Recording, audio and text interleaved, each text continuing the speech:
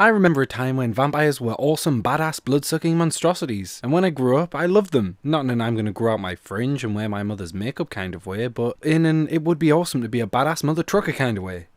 So what happened to vampires along the way? In recent years it appears that all vampire stories are about pasty upper class white boys who talk about their feelings whilst they grimace and fart out glitter for swooning prepubescent girls.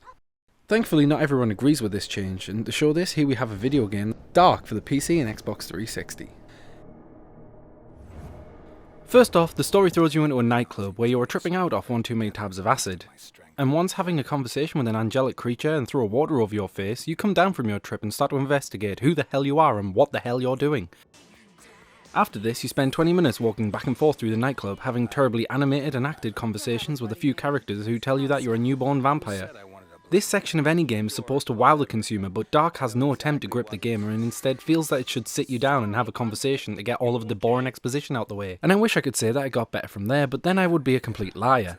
The story feels like it was wrote by a group of preschoolers in chalk on the pavement outside the school until someone stumbled across it.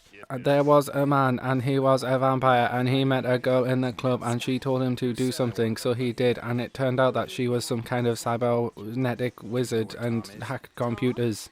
Seriously, that is how the game plays out.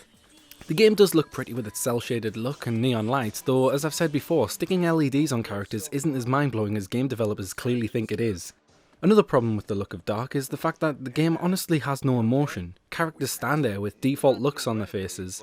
It's like being drunk and chatting up a leggy blonde only to find out the next day you stumbled into a shopping centre and made out with a mannequin. The game has clearly been influenced by a few other titles, which is fine considering that humanity is in a creative rut. It's copied the conversation system from Mass Effect, but makes such a mess of it by allowing you to select every option in the conversation anyway. And to me the protagonist looks a little bit like Commander Shepard, if instead of saving the universe he decided to crawl behind a dumpster with nothing in his possession than a lighter and some crystal meth. Eventually, we finally get to play the game, and at this point I really wept. The only metaphor I can really think of to describe the game is this guy dancing. The game has been marketed as a stealth game, and I saw this picture online which made me want to buy the game. But Dark holds the potential to compete with AAA games in the same way that my car has the potential to perform interstellar flight. You can't disprove the idea, but in practice it has as much chance as a bag of chips. But I digress from the matter at hand. The game's stealth mechanics feel a little bit like Dishonored if it was in third person and created by a load of drunks. I honestly tried my best sneaking around corners and taking out a person when I thought nobody was looking, but eventually that one random guard would spot me and call all of his friends around for target practice. It wasn't until halfway through Dark I started to feel like I knew how the game played, and that's because Dark lies. If you want to leap from shadow to shadow, then you'd better have a lot of time on your hands, because the shadow leap can only be used once before waiting for a lengthy cooldown, completely destroying any flow that the game could have had.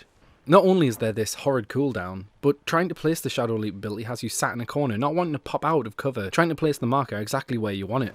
Only for it to make a lot of noise and have you discovered by the enemies, making it feel like Dark shows you these cool abilities but decides to reprimand you for using them.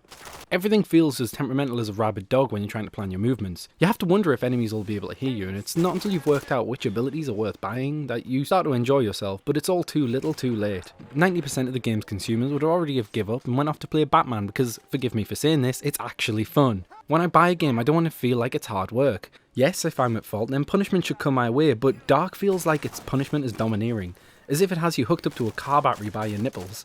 I warn you, keep away from Dark. It's unpolished, it feels unfinished, and if you ask me, it's drastically short, and like an abusive spouse, projects its own shortcomings onto the gamer, making you feel like the whole thing is your fault.